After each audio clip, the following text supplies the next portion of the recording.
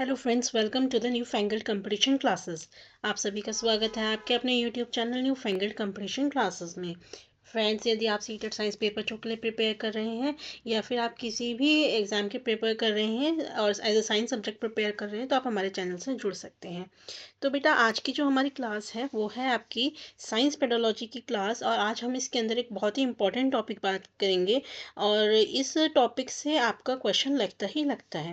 तो बेसिकली बेटा, यहाँ पे ना आपके दो टॉपिक आते हैं, एक है इंक्वायरी ओरिएंटेड साइंस टीचिंग और एक है प्रोसेस स्किल। ठीक है, तो वो भी इसी का ही पार्ट है। आज की वीडियो में हम प्रॉपरली बात करेंगे इंक्वायरी ओरिएंटेड का, और उसके बाद इसके ही कंटिन्यूएशन में हम जो नेक्स्ट वीडियो लेके आएंगे वो प्रोसेस स्किल के बारे में बात करेंगे। उससे आपका एक पूरा कंप्लीट टॉपिक कवर हो जाएगा। तो चलिए समझते हैं आज सबसे पहले इंक्वायरी ओरिएंटेड साइंस टीचिंग को। देखिए बेटा, सबसे पहले वर्ड को समझिए इंक्वायरी। इंक्वायरी का मतलब क्या होता है? इंक्वायरी का मतलब होता है क्वेश्चनिंग। क्या होता है? क्वेश्चनिंग। अब बेटा, क्वेश्चनिंग कब होगी? भाई, क्वेश्चनिंग तभी तो होगी जब आप क्या करोगे, कोई एक्सपेरिमेंट करोगे। क्या करोगे? एक्सपेरिमेंट करोगे। अब एक्सपेरिमेंट का मतलब क्या होता है? आप एक्सपेरिमेंट कब करोगे? जब किसी डाटा को एनालाइज करोगे। ठीक, आप एनालाइज करोगे, ऑब्जर्व करोगे चीज़ों को।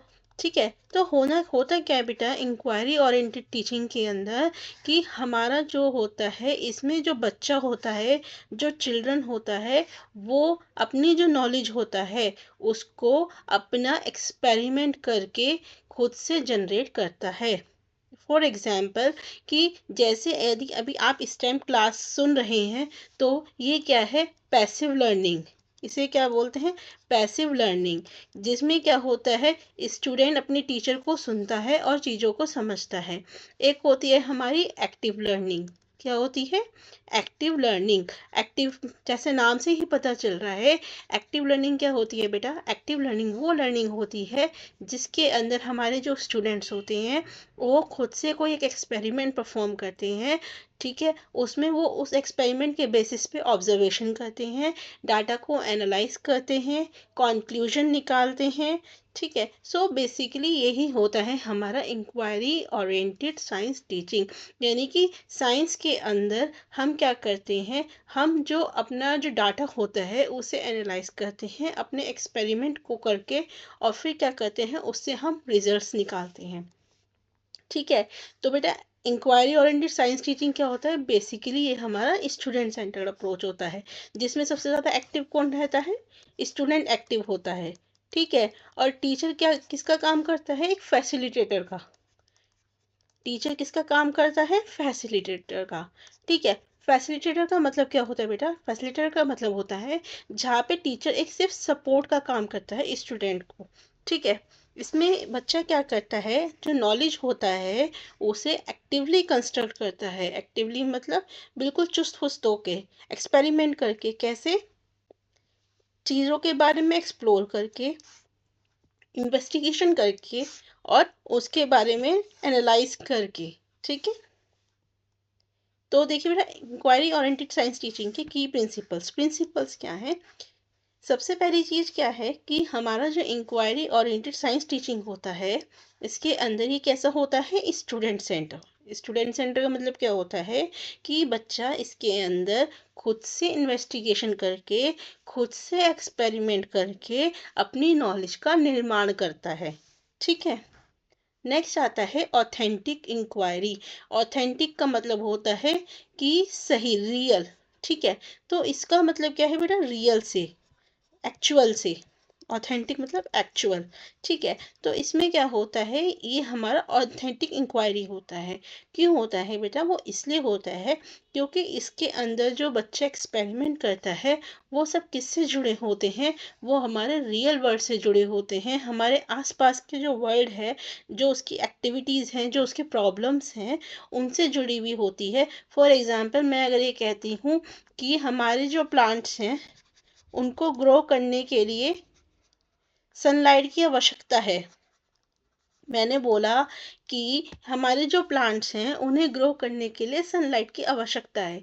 तो क्या हुआ, अब आपके दिमाग में ये आएगा कि सनलाइट में ऐसा क्या है या फिर प्लांट्स में ऐसा क्या है कि जो उसको ग्रो करने के लिए सनलाइट की आवश्यकता पड़ती है। तो इससे क्या होगा, आप इन्वेस्टिगेशन करोगे, ठीक है, अपनी खुद नॉलेज का निर्माण करोगे। और ऐसा करने के लिए आप क्या करोगे, आप दो तरह के प्लांट्स लोगे, ठीक है, या फिर एक ही तरह के दो प्लांट्स लोगे। एक प्लांट को आप क्या करोगे, छाया में रखोगे, और एक प्लांट को आप धूप में रखोगे। और आप फिर थोड़े दिन तक उनको एक्टिवली चेक करोगे कि जो हमने छाया में रखा था उस प्लांट के साथ क्या हुआ, फिर उसके बाद जो हमने उसमें रखा था, सनलाइट की रोशनी में रखा था, उसके साथ क्या हुआ। फिर आप दोनों को ऑब्जर्व करके एक एनालाइज करोगे अपने डाटा को कि कहाँ पे क्या हुआ, हमारे को सनलाइट की, उसको प्लांट्स को सनलाइट की ज़रूरत क्यों पड़ती है। तो कहने का मतलब क्या है कि हम जो भी इसके अंदर एक्टिविटी करते हैं वो किससे जुड़ी हुई होती है, हमारे रियल वर्ल्ड से, हमारे आसपास के वर्ल्ड से ही जुड़ी हुई होती हैं। नेक्स्ट आता है active engagement. Inquiry oriented science teaching के अंदर क्या होता है बेटा, बच्चा बहुत ही एक्टिव होता है। क्यों होता है, क्योंकि वो क्या करता है, जो कुछ भी सीखता है खुद से करके सीखता है, हैंड्स ऑन एक्टिविटीज की मदद से करता है, एक्सपेरिमेंट करता है।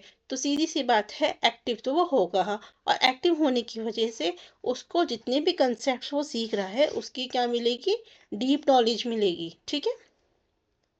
नेक्स्ट आता है critical thinking and problem solving.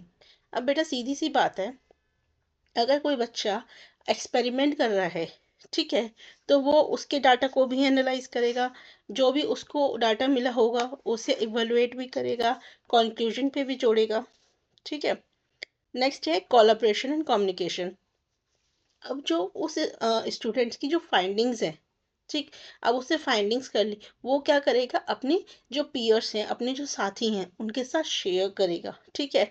और जो सॉल्यूशन जो है प्रॉब्लम का उसे डेवलप करने की कोशिश करेगा, ठीक। एक आता है हमारा साइंटिफिक प्रोसेस स्किल।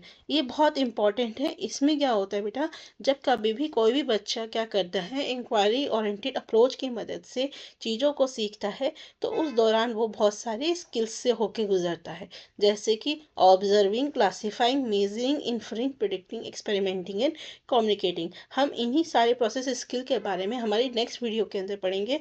और इस टॉपिक से भी हमारा एक क्वेश्चन ज़रूर बनता है, यानी कि पेपर में या तो आपका इंक्वायरी ओरिएंटेड से क्वेश्चन आएगा या फिर प्रोसेस स्किल से क्वेश्चन आता है, ज़रूर आता है, हर साल आता है।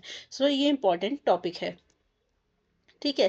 तो बेटा देखिए, एक साइकिल है ये इंक्वायरी प्रोसेस की। सबसे पहले क्या करता है, बच्चा क्वेश्चनिंग करता है, फिर उसके बारे में प्रिडिक्ट करता है कि क्या हो सकता है, फिर प्लान, फिर इन्वेस्टिगेट करता है, फिर इन्वेस्टिगेट करने के बाद जो अपनी डाटा होता है उसको रिकॉर्ड करता है, फिर एनालाइज एंड फिर कनेक्ट करता है अपनी प्रीवियस नॉलेज के साथ, ठीक।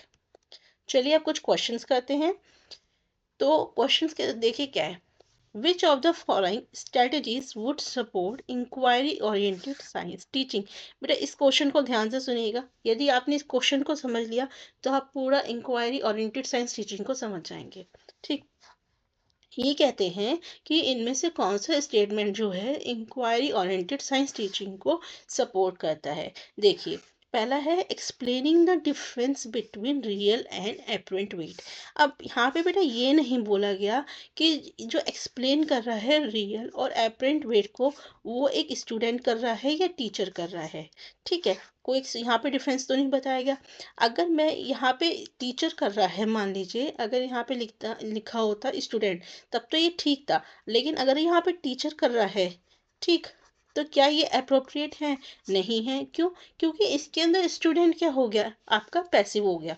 टीचर एक्सप्लेन कर रहा है तो टीचर क्या हो गया, एक्टिव हो गया, ठीक। और स्टूडेंट क्या हो गया, आपका स्टूडेंट हमारा हो गया पैसिव, ठीक है। और हमारा इंक्वायरी ओरिएंटेड साइंस टीचिंग क्या कहती है कि हमारा इसके अंदर जो स्टूडेंट है वो कैसा होना चाहिए, वो स्टूडेंट हमारा एक्टिव होना चाहिए। स्टूडेंट एक्टिव कब होगा, जब वो खुद से कोई एक्सपेरिमेंट करेगा। तो इसलिए हमारा ये ऑप्शन नहीं हो सकता। नेक्स्ट है डिफाइन एंड एक्सप्लेन एक आर्किमिडीज प्रिंसिपल, इसमें हम क्या कह रहे हैं, सीधा सीधा कह रहे हैं कि भैया एक प्रिंसिपल पहले से दे रखा है, आप उसे डिफाइन कर दो, एक्सप्लेन कर दो। तो क्या इसमें बच्चे ने कुछ नया किया? नहीं किया। वो तो जो पहली से चीज़ है उसने याद कर रखी है, उसे डिफाइन करना, एक्सप्लेन करना है। तो ये भी हमारा इस अप्रोच का पार्ट नहीं है। नेक्स्ट है demonstrating the loss in weight of object when immersed in water. Again देखिए यहीं पे आपका एक कैच है बेटा, demonstrating the loss in weight. अब यहाँ पे जो डेमोन्स्ट्रेशन है ये कौन दे रहा है? ये एक स्टूडेंट दे रहा है या फिर एक टीचर दे रहा है? कौन दे रहा है? हमें नहीं बताया गया। अगर यहाँ पे स्टूडेंट दे रहा होता तो ये सही था, और अगर टीचर दे रहा है तो बेटा इस केस में भी टीचर क्या हो जाएगा? एक्टिव हो जाएगा, और स्टूडेंट कैसा हो जाएगा? आपका पैसिव हो जाएगा। यानी कि बच्चा तो सिर्फ दूर से बैठ के देख रहा है ना, कर तो कुछ नहीं रहा, और जब वो कुछ कर ही नहीं रहा तो वो सीखेगा क्या? तो ये भी इसलिए हमारा इंक्वायरी ओरिएंटेड के केस में सपोर्ट नहीं करता प्रॉपरली। ठीक। नेक्स्ट है engaging students in floating and sinking activities. इसमें हमें बता रखा है कि स्टूडेंट्स को हम किस में एंगेज कर रहे हैं? फ्लोटिंग एंड सिंकिंग एक्टिविटीज़ में। मतलब क्या है कि बच्चा क्या करेगा कि तरह तरह के ऑब्जेक्ट्स को पानी में डुबो डुबो के देखेगा, और देखेगा कि वो ऑब्जेक्ट हमारा तैरता है या डूबता है। तैरता है तो किस वजह से तैरता है, और डूबता है तो किस वजह से डूबता है। क्या उसकी साइज, शेप, वेट इसकी वजह से होता है या कोई और फैक्टर है? तो बेटा इन चारों में सबसे बेस्ट ऑप्शन क्या है हमारा? Option number 4। I just hope आपको इस क्वेश्चन को देख के समझ में आया होगा कि आपको क्वेश्चन को कैसे फिगर आउट करना है आपके एग्जाम में। देखिए डेमोन्स्ट्रेटिंग और एक्सप्लेनिंग, अगर यहाँ पे स्टूडेंट लिखा होता तो ये आपके सही हो जाते, लेकिन अब क्योंकि यहाँ मेंशन नहीं किया हुआ कि स्टूडेंट है या टीचर है, तो हमारे ये बेस्ट ऑप्शंस में से नहीं कंसिडर किया जा सकता। चलिए नेक्स्ट है which of the following illustrate science as inquiry. इनमें से कौन सा ऑप्शन जो है वो साइंस एज इंक्वायरी को वो करता है? देखिए अगेन इंक्वायरी यानी कि एक ऐसी एक्टिविटी जहाँ पे बच्चा क्या कर रहा हो? एक्सप्लोर कर रहा हो, एक्सपेरिमेंट कर रहा हो। Observe the type of venation in various leaf. यहाँ पे बच्चा क्या कर रहा है? ऑब्जर्व कर रहा है। क्या उसने कुछ नया करा? क्या उसने कुछ एक्सप्लोर करा, कोई एक्सपेरिमेंट करा? नहीं करा। तो बेटा ये ऑप्शन नहीं हो सकता। Classify the given plants into herbs and shrubs and tree. आप क्या कर रहे हो? आपको जो प्लांट्स हैं उसमें सिर्फ आपको हर्ब, श्रब और ट्री के बारे में बताना है, क्लासीफाई यानी कि ग्रुप बनाना है। तो इसमें भी आप क्या कर रहे हो? कुछ नया एक्सपेरिमेंट नहीं कर रहे, सिर्फ क्लासिफिकेशन कर रहे हो। Explore factors which affect the rate of germination in gram seeds. बेटा आप यहाँ पे देखिए एक्सप्लोर, वेरी पॉजिटिव वर्ड, ठीक है, क्या है? पॉजिटिव वर्ड है। आपको क्या कहा गया है? हमारे जो ग्राम सीड्स होते हैं, जो चने होते हैं, उनका जो जर्मिनेशन होता है, अंकुरण होता है, उसके ऊपर किन किन चीज़ों का प्रभाव पड़ता है, किस किस फैक्टर का प्रभाव पड़ता है। तो इसके लिए आप क्या करोगे? आप डिफरेंट डिफरेंट एक्टिविटीज़ करके देखोगे कि हाँ इस तरह पानी में डुबोने से ज़्यादा अच्छा पड़ेगा, सुखाने से पड़ेगा, धूप से पड़ेगा, किस चीज़ से पड़ेगा। तो यहाँ पे बेसिकली आप क्या कर रहे हो? एक्टिविटी करके जानोगे, चीज़ों को एक्सप्लोर करके जानोगे। तो इसलिए हमारा जो ये स्टेटमेंट है ये साइंस एज इंक्वायरी को बिल्कुल सही बताता है। बाकी के में आप ऑब्जर्व कर रहे हो, क्लासीफाई कर रहे हो, बट इन केस में आप कोई एक्सपेरिमेंट नहीं कर रहे। आप क्या कर रहे हो? वहाँ पे सिर्फ अपनी जो प्रीवियस नॉलेज है उसके बेसिस पे आप काम कर रहे हो। ठीक। नेक्स्ट क्वेश्चन है in an inquiry center classroom a teacher would. एक हमारी इंक्वायरी सेंटर क्लासरूम के अंदर टीचर क्या करता है? एसेस प्रायर नॉलेज, जो हमारी पहले की नॉलेज होती है बच्चों की, उसको एसेस करता है, और नए जो कंसेप्ट्स होते हैं उन्हें पढ़ाने में उसे हमेशा एक बेस की तरह यूज़ करता है। तो बेटा ये बात तो बिल्कुल सही है। कोई भी आपकी क्लासरूम होता है, टीचर क्या करता है? पहले ये जानने की कोशिश करता है कि हमारा जो बच्चा है उसे उस टॉपिक से रिलेटेड हमारी कितनी पहले से जानकारी है। फिर उस जानकारी को एक बेस बनाते हुए वो क्या करता है? बच्चे को एक नई जानकारी देने की कोशिश करता है। तो ये बात बिल्कुल सही है। Ask questions that require critical thinking skills. Teacher क्या करता है? ऐसे क्वेश्चंस पूछता है जिसमें क्रिटिकल थिंकिंग स्किल्स की ज़रूरत पड़ती है। मतलब क्या है कहने का मतलब ये है टीचर ऐसे क्वेश्चंस पूछता है बच्चों से जिससे बच्चे क्या करते हैं, अपने माइंड पे जोर लगाते हैं और वो उस बारे में सोचते हैं।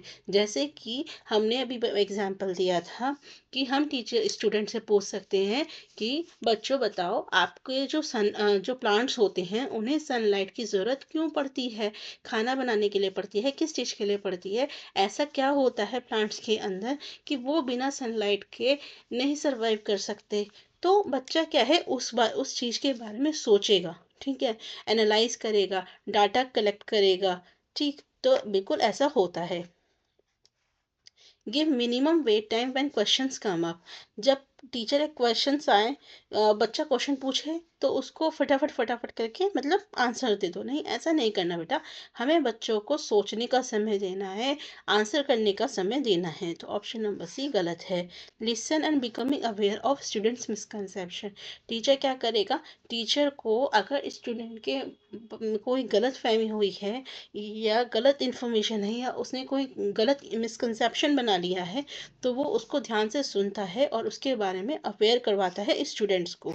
ठीक है, तो ये ऑप्शन भी बिल्कुल सही है। तो बेटा इसका सही ऑप्शन होगा option number 4, A B and D. चलिए नेक्स्ट क्वेश्चन है, which of the following is a desirable strategy to be followed by science teachers in encouraging inquiry oriented laboratory work. ये कहते हैं कि एक साइंस टीचर को आपकी इंक्वायरी ओरिएंटेड लेबोरेटरी वर्क को एनकरेज करने के लिए कौन सी स्ट्रेटजी का उपयोग करना चाहिए। Classes should begin with the demonstration of the task by the teacher. Classes जो हैं वो एक डेमोन्स्ट्रेशन देते हुए स्टार्ट की जाए। Students should be helped to verify the principles that have taught been to them. Students को जो उनको ऑलरेडी पढ़ाए गए थे प्रिंसिपल्स, उनको वेरीफाई करने में हेल्प किया जाए। Classes should begin by posing a problem. Classes को स्टार्ट करना चाहिए एक प्रॉब्लम को पोज करते हुए। ठीक, focus should be on leading student to reach the correct answer, या फिर बच्चों को सही आंसर तक पहुंचाने का फोकस होना चाहिए। तो बेटा हमने बताया था जो हमारा इंक्वायरी ओरिएंटेड अप्रोच है वो कैसा अप्रोच है, स्टूडेंट सेंटर्ड अप्रोच है। ठीक है, इसमें क्या करता है, स्टूडेंट सेंटर्ड अप्रोच है। इस अप्रोच के अंदर बच्चे क्या करते हैं, अपनी नॉलेज को अपने आप ही निर्माण करते हैं। कैसे निर्माण करते हैं, अपने जो ज्ञान होता है उसको क्या बोलते हैं, एक्सपेरिमेंट करके, एक्सप्लोर करके। ठीक, तो अब देखिए क्या है, यहाँ पे कहा है कि अगर आप डेमोन्स्ट्रेशन से स्टार्ट करेंगे तो अगेन यहाँ पे क्या हो जाएगा बेटा, आपका टीचर एक्टिव हो जाएगा और आपका स्टूडेंट, आपका क्या हो जाएगा, पैसिव। तो ये तो गलत है।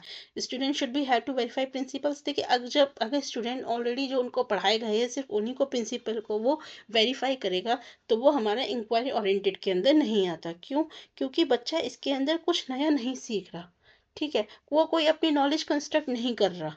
ठीक, classes should begin by posing a problem. ये बात बिल्कुल सही है। क्लास कैसे हम स्टार्ट करेंगे, प्रॉब्लम को रखते हुए। जैसे ही आपने प्रॉब्लम रखोगे बच्चों के सामने तो बच्चा क्या करेगा, उस चीज़ के बारे में सोचना शुरू करेगा, उससे रिलेटेड डाटा लेना शुरू करेगा, एक्सपेरिमेंट करना शुरू करेगा, ऑब्जर्वेशन करेगा, फिर एनालाइज करेगा, प्रिडिक्ट करेगा, कम्युनिकेट करेगा। ठीक है, focus on leading a student. हमें बच्चों को बेटा करेक्ट आंसर तक नहीं लीड करना, बच्चों को क्या करना है, बच्चों को सिर्फ गाइडेंस देना है सो दैट वो अपना एक्सपेरिमेंट करके खुद से उस चीज़ों को सीख सकें और उस टॉपिक की डीपर अंडरस्टैंडिंग ले सकें। चलिए नेक्स्ट है, which of the following would not subscribe to a constructivist approach in science classroom. इनमें से कौन सा है जो कि कंस्ट्रक्टिविस्ट अप्रोच को नहीं सब्सक्राइब करता, यानी कि नहीं सपोर्ट करता। Students work collaboratory and are engage in task oriented dialogue. Students क्या हैं, एक साथ मिलकर काम करें, बिल्कुल सही बात है। Teachers elicit students ideas and experiences to plan teaching learning. Teachers जो हैं वो क्या करती हैं, स्टूडेंट्स की जो पहले से आइडियाज़ और एक्सपीरियंस हैं उन्हें कलेक्ट करती हैं, उसकी इन्फॉर्मेशन को कलेक्ट करती हैं ताकि वो अपनी जो टीचिंग लर्निंग है उसे प्लान कर सकें। बिल्कुल सही बात है। हम क्या करते हैं, बच्चों की प्रीवियस नॉलेज के बेसिस पर ही उनको न्यू नॉलेज हम देते हैं। Teacher use specific outcome based and term assessment only to give. Teachers क्या करते हैं कि कुछ मतलब आपके कुछ स्पेसिफिक आउटकम के बेसिस पर ही आप वो करते हैं, एग्जाम्स लेते हैं फीडबैक देने के लिए। नहीं बेटा, ये आपका कंस्ट्रक्टिव अप्रोच में नहीं होता। ठीक है, ये आपका सपोर्ट नहीं करता। स्टूडेंट्स को फ्रीक्वेंट अपॉर्चुनिटीज़ मिलती हैं ताकि वो कॉम्प्लेक्स टास्क में आपके क्या कर सके, एंगेज हो सके, मीनिंगफुल प्रॉब्लम सॉल्विंग। बिल्कुल सही बात है बेटा। हमें क्या करना है, एक कंस्ट्रक्टिविस्ट अप्रोच ऐसा अप्रोच होता है अगेन कि जहाँ पे बच्चा खुद से चीज़ों को सीखता है, मिलजुल के सीखता है, अपने जो पीयर्स होते हैं उनके साथ मिलके काम करता है और अपनी जो नॉलेज है उसका निर्माण करता है। जो उसकी पहली नॉलेज होती है उसका यूज़ किया जाता है ताकि उसकी जो नई नॉलेज है उसको कंस्ट्रक्ट किया जा सके। नेक्स्ट क्वेश्चन है, which of the following can be called as inquiry teaching strategies in science. Inquiry science teaching science में हमारा इनमें से किसको हम इंक्वायरी टीचिंग साइंस स्ट्रेटजी के अंडर रख सकते हैं? Providing detailed steps for investigation by teacher, learner participating in group discussion, learners investigating their idea. देखिए मैंने भी बताया इन्वेस्टिगेटिंग, जब बच्चा इन्वेस्टिगेट कर रहा है अपने आइडियाज़ को, वो तो हमारा इंक्वायरी टीचिंग स्ट्रेटेजीज में आएगा। तो बेटा ऑप्शन नंबर सी तो आपका बिल्कुल सही है। Learner concluding on the basis of evidence and data. Learner क्या कर रहा है, कंक्लूड कर रहा है अपने डाटा और एविडेंसेस के बेसिस पे। तो ये बात भी बिल्कुल सही है। ठीक है, देखिए ग्रुप डिस्कशन करके बच्चा क्या कर रहा है, अपनी नॉलेज को कंस्ट्रक्ट नहीं कर सकता सिर्फ पार्टिसिपेट करके। उसे कुछ तो काम करना पड़ेगा ना। ठीक, तो बी आपका नहीं हो सकता। और अगर आपने पहली टीचर ने स्टेप दे दिया तो बच्चा खुद से क्या करेगा, कुछ भी नहीं करेगा। तो ए भी नहीं हो सकता। ऑप्शन क्या होगा बेटा? Option number 3, C and D. So this is the last question of the class. Video अच्छी लगे तो बेटा लाइक सब्सक्राइब शेयर ज़रूर कीजिएगा। और नेक्स्ट वीडियो में मिलेंगे, उसमें हम प्रोसेस स्किल्स के बारे में पढ़ेंगे। In a constructivist science classroom, understanding of concept is. एक कंस्ट्रक्टिविस्ट साइंस क्लासरूम के अंदर कंसेप्ट को समझने का क्या मतलब है? इसका बेटा मतलब एक ही होता है, कंस्ट्रक्टेड बाय लर्नर। इसमें क्या करता है बच्चा, अपने जो कंसेप्ट होता है वो खुद से ही कंस्ट्रक्ट करता है, खुद से ही बनाता है अपनी प्रायर नॉलेज के बेसिस पे। रिसीव, रिप्रोड्यूस, रिकॉल, तीनों ही हमारे नेगेटिव वर्ड्स हैं। ठीक है, कैसे हैं? Negative words. तो ये तो आप कभी भी देखेंगे इसको हमेशा हटा देंगे। सो दिस इज ऑल गाइस, मिलेंगे नेक्स्ट वीडियो में।